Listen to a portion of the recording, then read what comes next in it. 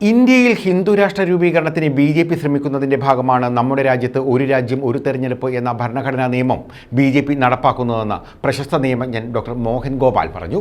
മുൻ MLA MR ഗോപാലകൃഷ്ണന്റെ സ്മൃതി ദിനത്തിൽ MR foundation കായംകുളത്ത് സംഘടിപ്പിച്ച MR ഗോപാലകൃഷ്ണന്റെ 14ാമത് അനുസ്മരണത്തിൽ പ്രഭാഷണം നടത്തുകയായിരുന്നു അദ്ദേഹം. വിവിധ ഭാഷ, വിവിധ ആചാരം, വസ്ത്രധാരണ രീതി എന്നിവ കൊണ്ട് വൈവിധ്യങ്ങളുടെ കലവറയായ നമ്മുടെ രാജ്യത്തിൻ്റെ ഐക്യം നഷ്ടപ്പെടുന്നതിന് മാത്രമേ ഈ നിയമം കൊണ്ട് സാധ്യമാകൂ എന്നും അദ്ദേഹം പറഞ്ഞു.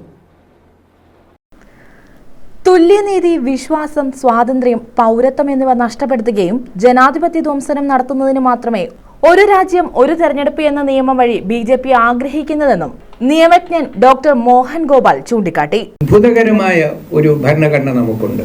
ബാബാ സാഹേബ് അംബേദ്കറുടെ നേതൃത്വത്തിൽ ഉണ്ടാക്കിയ ഒരു ഭരണഘടന, ഒരു ഭരണ സംവിധാനം. പക്ഷെ യഥാർത്ഥത്തിൽ ഇന്നിവിടെ ഭരണം നടക്കുന്നത് ഈ ഹിന്ദു രാഷ്ട്രത്തിൻ്റെ നിയമങ്ങളനുസരിച്ചിട്ടാണ്. ഇവിടെ ഹിന്ദു രാഷ്ട്രം വന്നു കഴിഞ്ഞു. ഈ ബംഗാളിൽ ഈസ്റ്റ് ഇന്ത്യ ബ്രിട്ടീഷ് ഭരണം വന്നു കഴിഞ്ഞതുപോലെ മുഗൾ രാജാവ് നിലനിൽക്കുമ്പോൾ അവിടെ വന്നതുപോലെ നമ്മുടെ ഭരണഘടന നിലനിൽക്കുമ്പോൾ യഥാർത്ഥത്തിൽ ഇവിടെ നടക്കുന്നത് ഇന്ന് ഹിന്ദു രാഷ്ട്രമാണ്. അതിൻ്റെ ഭാഗമാണ് ഈ one nation one vote proposal. എന്ന് വെച്ചാൽ ഹിന്ദു രാഷ്ട്രത്തിൽ തിരഞ്ഞെടുപ്പ് എന്നുള്ളൊരു സംവിധാനം ഇല്ല.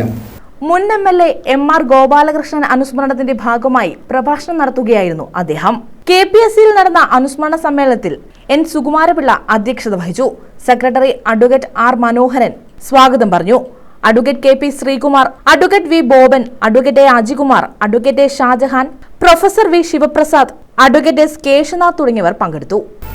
ഒരു മനോഭാവം, ഒരു വിശ്വാസം, ഒരു മൂല്യങ്ങൾ, ഒരു മതം എന്ന് വെച്ചാൽ ശ്രീനാരായണ ഗുരു പറയുന്നത് അഭിപ്രായം എന്നാണ് അതിൻ്റെ അർത്ഥം. അഭിപ്രായം. അപ്പോൾ ഒരു അഭിപ്രായം, ഒരു ഭാഷ, ഒരു സംസ്കാരം, ഒരു ഡയറ്റ്, ഇതാണ് one nation. News bureau, Kayamkulam.